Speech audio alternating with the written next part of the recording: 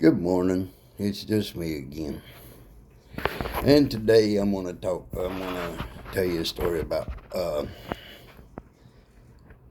how, I don't know, rambunctious I used to be and stuff like that. I always had to have things my way. It was a Friday evening. We'd been to work. I had this little hopped up 63 Ford Fairlane. I traded my uncle out of it. Well, we put a little Grant GT steering wheel on it. Well, I did. And it was so cute on that little car. And well, it was Friday. We come in from work and got paid. Mom looked at me and she said, "I need you to go to the store for me." I'm like, "Mom, can it not wait until tomorrow?" Nope. And I was all fired up, ready to go to Gatlinburg and start cruising Gatlinburg. And a lot of you all remember how big of a thing it was to go over in Gatlinburg Friday and Saturday night, just ride up and down the road and be with your buddies and see them cruising and stuff like that. But anyway, I'm like, I don't want to go, Mom, not tonight. She's like, "Here's the money. I need you to go to the store." And she gave me a list of stuff to get. So I get in the car and I take off. And I'm mad. I go up through there and I'm flying up Boogertown Road just to get it. I get over next to up next to the Glades. There's a place over there called Old Keels. I come through there, son. I'm running about 80 miles an hour and the road's rough. I hit a rough spot in the road. Next thing I know, the steering wheel's gone. I look over in the passenger side seat. There she is. I lean over to get the steering wheel. When I raise back up, I'm taking the tops out of trees. I'm airborne. I done left the highway. I'm like, gosh, knows. So the only thing I can do is I see a bank coming and I put my right arm over my face to protect my face. And I hit the bank. Boom, buried the car. When I hit the bank, it throws me out through the windshield, 42 feet up in the air into another bank, a rock bank, with my elbows out. I hit the rocks with my elbow. Well, I hear the car running. Fans chewing the radiator up. I mean, it's awful. I run down, dig my way in, I shut the car off. Well, the people, I wrecked in their yard. The car was buried so deep that they come outside and they couldn't see it. Well, they're like, I'm hollering at them, hey. So they come running over there. "Are you all right?" I'm like, yeah, I'm fine. And this time I didn't know I was even hurt. The adrenaline was still rushing and all this stuff. So I said, "Can I use your phone?" They said, "Yeah." So they brought me the phone and I called my dad. Now, this is when we had those. At the time, it was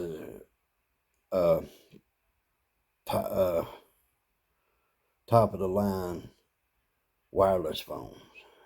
Cordless phones. That's what they're called, cordless phones. You walk around the house, talk, blah, blah, blah, blah, blah. Okay. Yeah. Anyway, I called Dad and told him, I said, "Look, I need you to come get me. I wrecked." Well, Dad pulls up.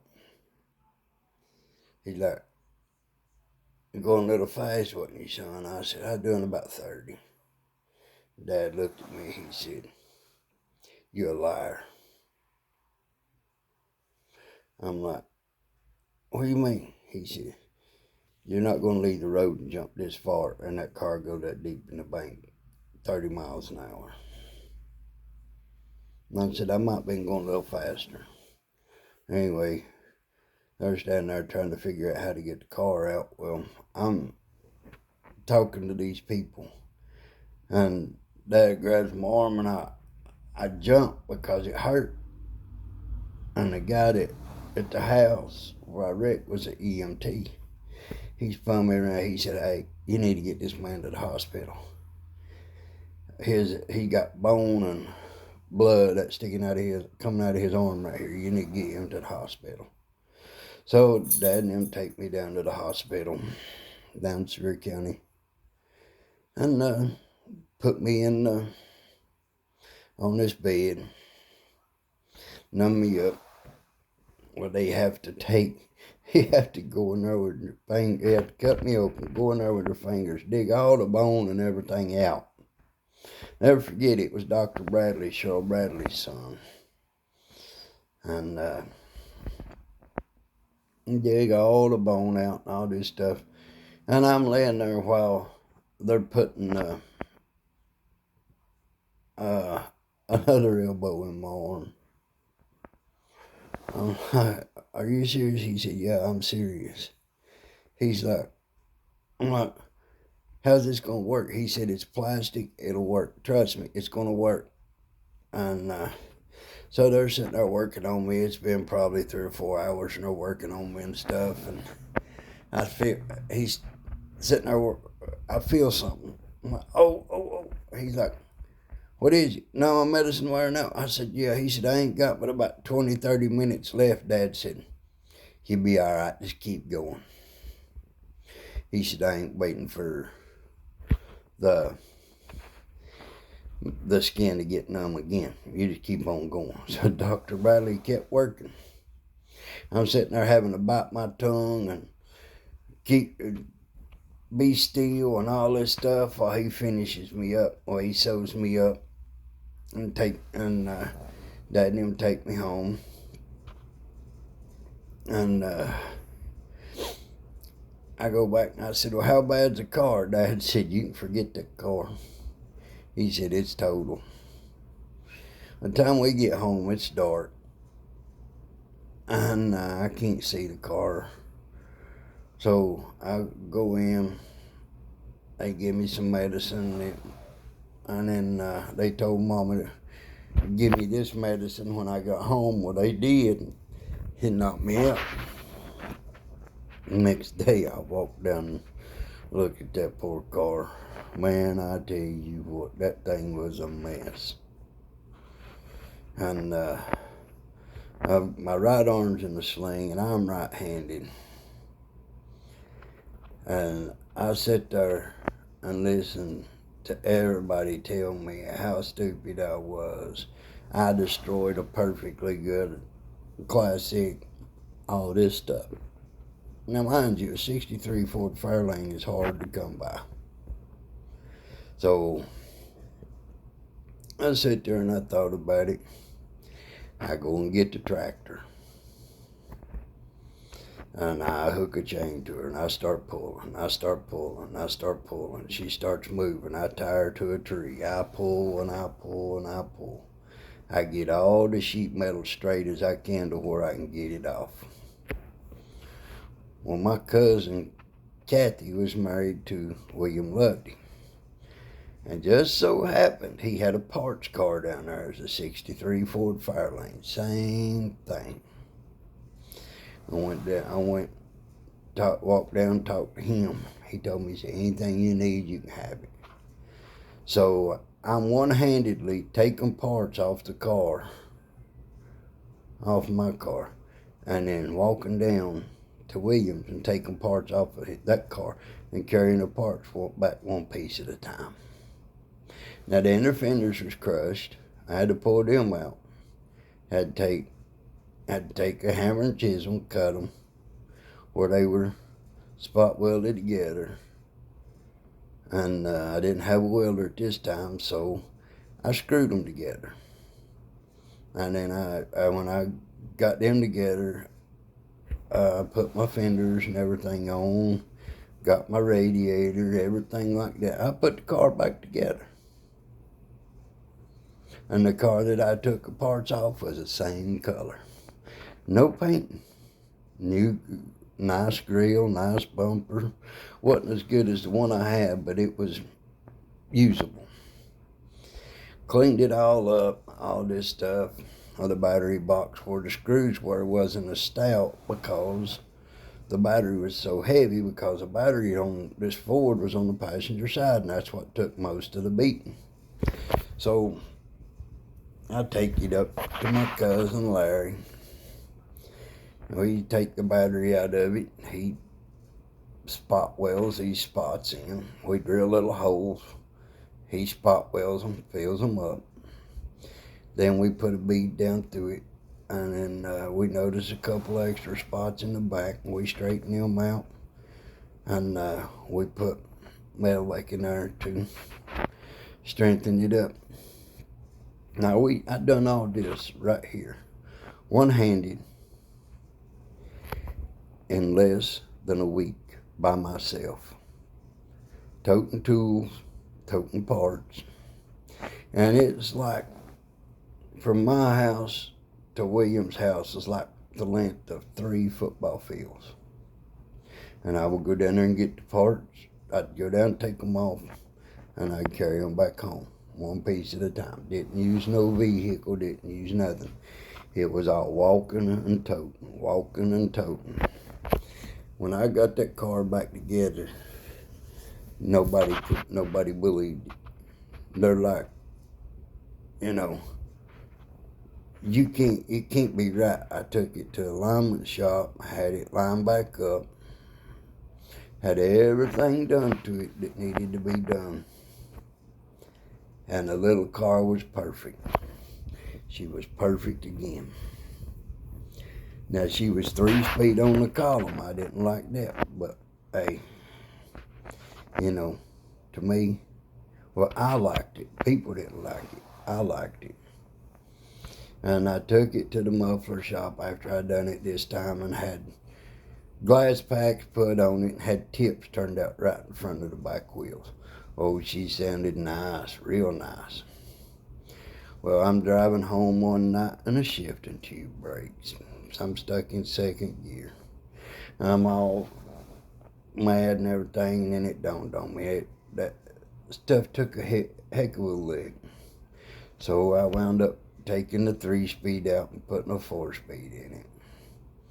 And I keep building up on this car. And, and at this time I'm doing everything. I'm trying to drive this car one-handed, and it being a standard shift and all this, and I learned to do a lot. I learned to do a whole lot. You can do whatever you put your mind to it. I mean, that's all there is to it. And if you think it's easy, mashing the clutch with your left foot, holding the steering wheel with your right leg, and reaching over the steering wheel and shifting gears with your left arm, try it one time. You'll see just how fun it is. And if you think it's fun changing a transmission, even though it's just a little Borg Warner T10 transmission, and then cutting a hole in the floor for your shifter and all that with just one hand, y'all try it one time. Try it. And then see how long it takes you, because it took me longer to put that transmission in that car than it did to redo the car. Because there was a lot of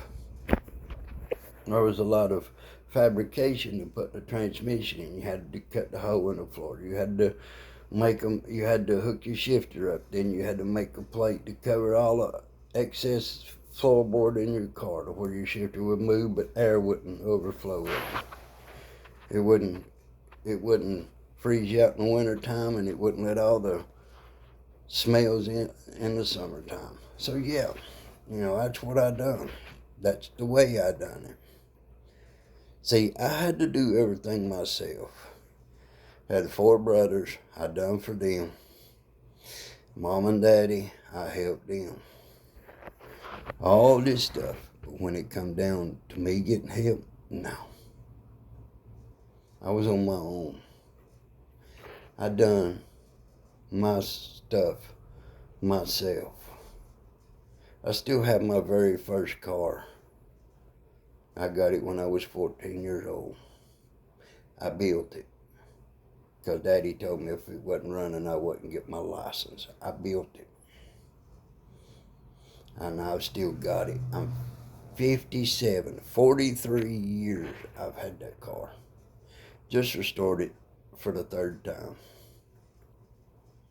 Now, this car is far from original. It's had 35 motors put in it. Couldn't tell you how many transmissions.